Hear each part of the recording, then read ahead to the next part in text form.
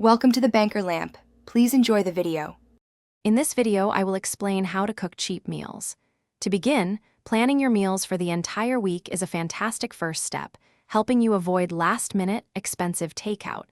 Next, always create a detailed shopping list and commit to buying only what's on it.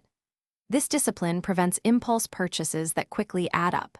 Finally, consider cooking larger quantities of food, like a big pot of soup or stew, and freezing individual portions. This saves both time and money throughout your busy week.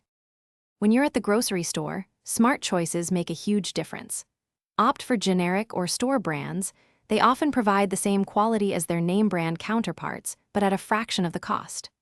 Always prioritize seasonal produce, as it's typically more abundant, fresher, and significantly cheaper. Don't forget to scan for sales and utilize coupons, especially for pantry staples like pasta, rice, or canned goods. These small habits accumulate into substantial savings over time. Focusing on budget-friendly ingredients is key to keeping meal costs down. Excellent protein sources include dried beans, lentils, and eggs, which are incredibly versatile and inexpensive.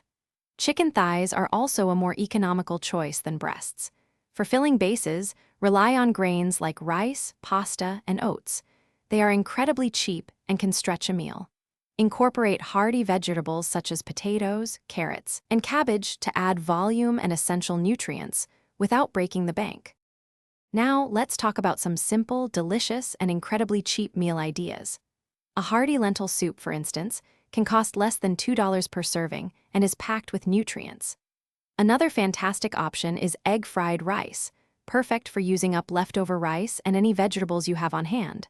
Or consider making a large batch of chili with ground turkey or beans. It's satisfying, freezes well, and provides several meals for just a few dollars. Enjoy cooking on a budget. Thanks for watching. If this was helpful, leave a like and consider subscribing. See you next time.